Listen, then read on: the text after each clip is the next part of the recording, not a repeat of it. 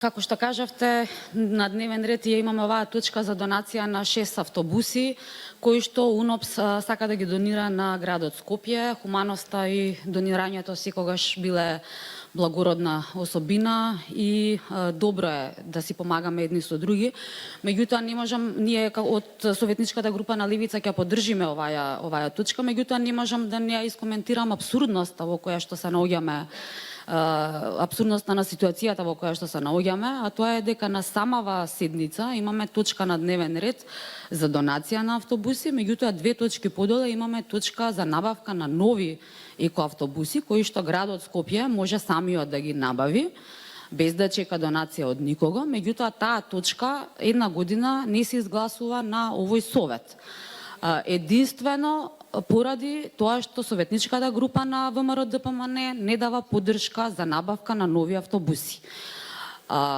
Точно е дека градот Скопје е град на солидарноста, меѓутоа хуманоста и солидарноста се гледаат кога некој нешто не може самиот да го постигне, да го набави, или кога е погоден од некаква природна катастрофа.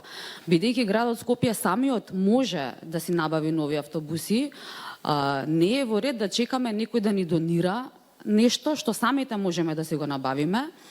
А за среќа градот Скопје не е погоден ниту од природна катастрофа, па да чекаме донација од некој друг. Единствената катастрофа која што му се случила на градот Скопје изминативе 3 години се вика Коалиција за модерно Скопје, предводена од ВМРО ДПМН и нивниот кандидат за градоначалник Даниела Арсовска. И заложничката драма која што сите во Скопје ја преживуваме поради нивната меѓусебна војна и нетрпеливост, за жал нема да се реши со донација, ама ќе се реши на следните избори. Ви благодарам.